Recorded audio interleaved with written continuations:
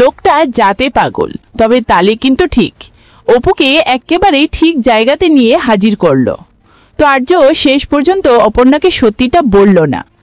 তার কথা হচ্ছে অপর্ণা সত্যিটা জানলে সমস্ত কিছু ওলটপালট হয়ে যাবে।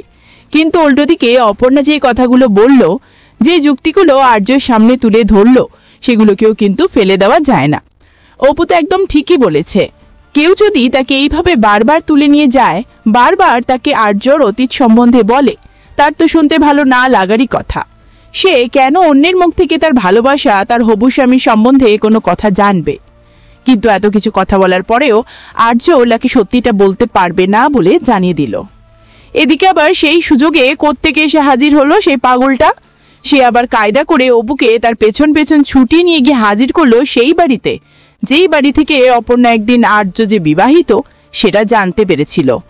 কিন্তু ওদিকে কিঙ্কর আবার তার লোকের দ্বারা জানতে পেরে গেল যে অপর্ণা ওই পাগলটার পেছন পেছন ছুটে চলেছে।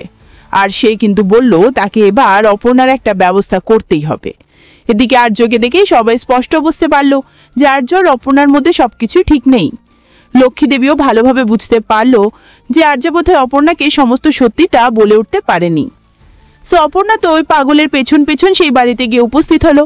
তাহলে সে কি এবার আবারও সেই বাড়ি থেকে নতুন কিছু তথ্য জানতে পারবে? আর এদিকে কিঙ্কর যে আসছে, সে কি অপর্ণাকে খুঁজে পাবে? কি মনে হচ্ছে তোমাদের? অবশ্যই জানিও কিন্তু কমেন্ট করে।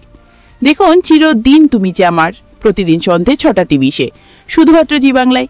এই রকম সমস্ত আপডেট সবার আগে পেতে অবশ্যই আমাদের চ্যানেলটি সাবস্ক্রাইব করে নিও।